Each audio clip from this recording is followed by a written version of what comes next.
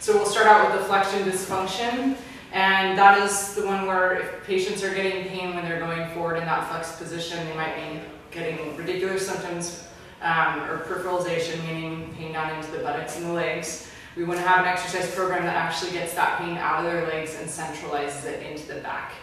So the first exercise that we wanted to go from, we'll do easiest to most challenging, would be just the prone progression.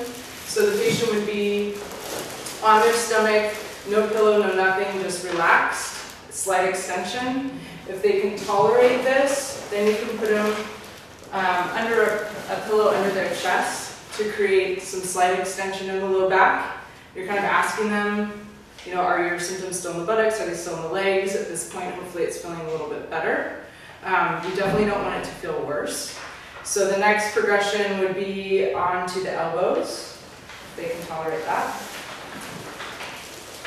This is a good position for them to be in if they're reading, if they want to watch TV, any prolonged position. This would be a good way for them to position themselves at home.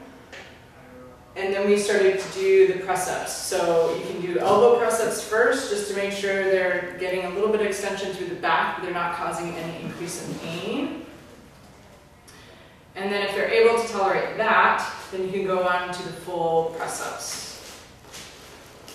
So again, with the press-ups, you're coming all the way up just to the belly button, barely coming off of the mat. You want the hips and everything else below to stay on the mat or on the bed, wherever they're doing this at home. And they'll come down, come back up. And again, what we're looking for is that this is centralizing their symptoms. So if they had leg pain, we're trying to get it to where it's just centralized in the low back. Okay, so that's okay. So now, if they've been able to tolerate that, another exercise they can go into for extension is a rocking. So they can arch the back a little bit and come forward, and then come back to neutral. And then forward, and then back to neutral. And you can kind of cue them with your hand to just drop the spine there to create that extension, and then come forward with it. So this is the one where we talked about anterior pelvic tilting. So if the patient has a flexion dysfunction, we don't want them to be in a bent position back here. So we actually want them to kind of stick their bottom out and create extension for an anterior pelvic tilt. So this is a good postural position for them.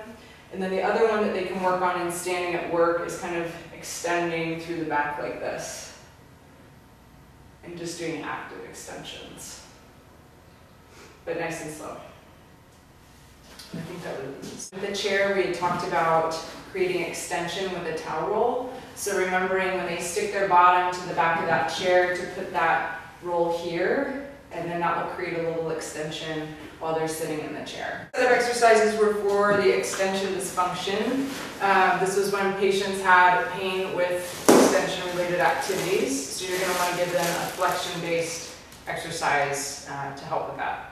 So the first one that we showed you was the supine knee to chest. So the patient can lay on their back,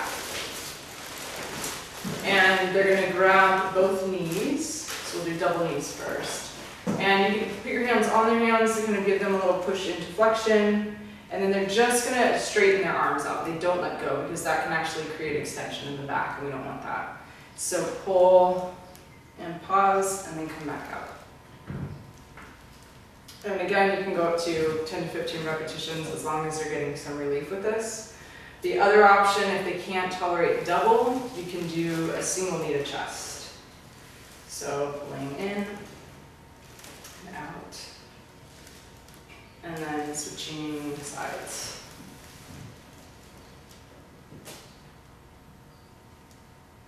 Okay, so that's the supine version, and then we can also do the quadruped where they're on all fours.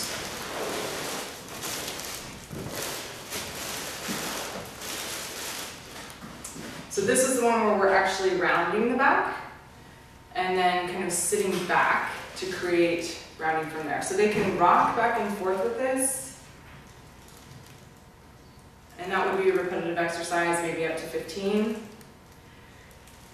And they can also turn this into a stretch, kind of like prayer pose in yoga. They come back and just hold it there.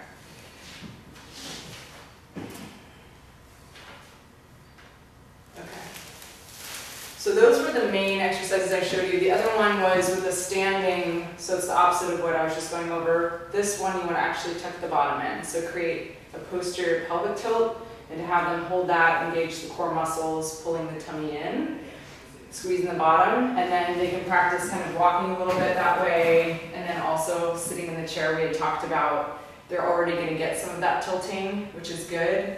I forgot. Okay, so for the lateral shift, we talked about the door exercises for a lateral shift. So if your patient comes in and they look like this, and their hips out this way, and they got their shoulder out this way for a lateral shift, you want to work on that correction we showed you. So you're going to go up to the door or a corner and hit the hip in order to create a neutral spine.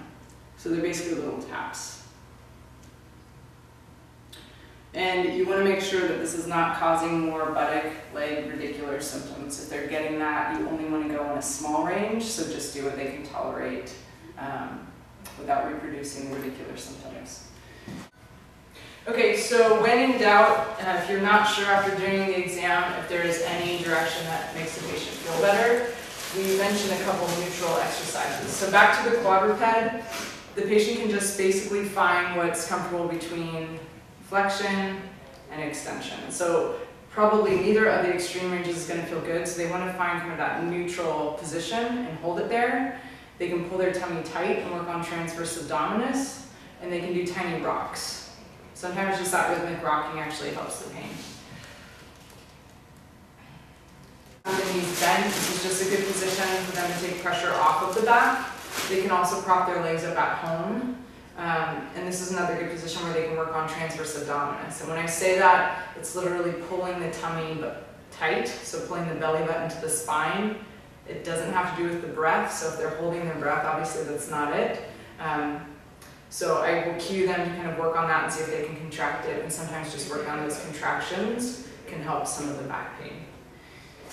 And then lastly, just with the standing position or seated position, that neutral position between extension and flexion, again, trying to find that neutral pelvis, and then practicing it with them in sitting, standing, and walking to make it functional.